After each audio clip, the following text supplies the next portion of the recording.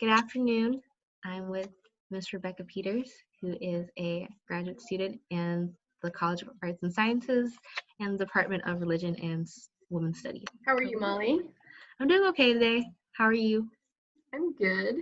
My first question is, what does your project consist of?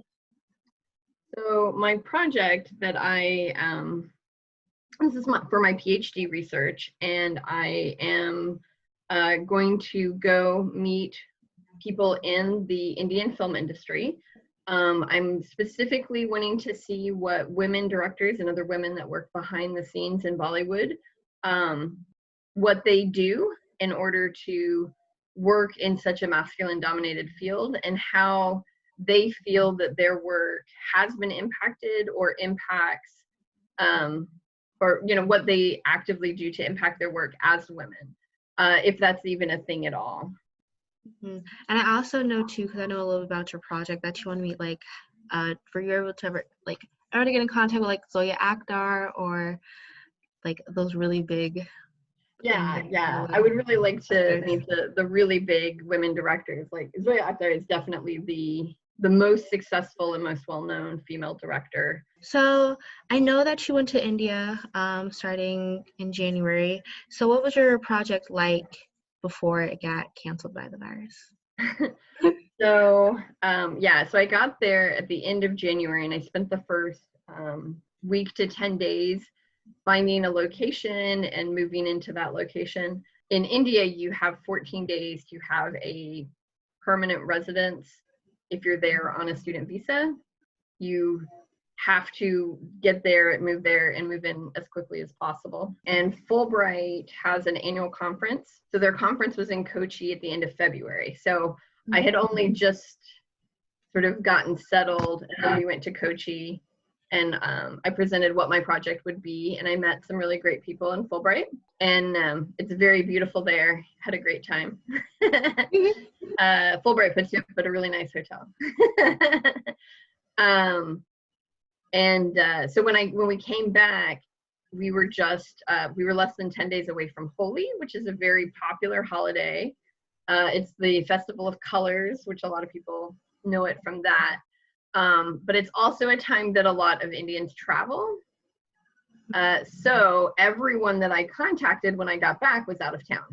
When I get to go back, I hope to just, use each person that I meet to learn about their life, learn about their thoughts and experiences, but then also have them tell me about other people or introduce me to other people that they think would be good for my project. And so for my final question, I know that the coronavirus has thrown some of us off, but what are some ways you and your family and friends are staying in touch during this period of social distancing and self-quarantine? So one of the ways that I've actually been very lucky amidst the frustration, right? I'm very frustrated. I had this great grant. I was very excited to do this project, and I've been forced to come home. But because of that scenario, since I'm not in Tallahassee teaching, and I didn't have a place to live, I'm staying with my sister. And my dad is also staying with my sister. So right now, I'm living with my sister, her fiance, and my dad, which means it's actually very nice that we're able to be around people and socialize without leaving the house. And it's easier to, when you have your family around.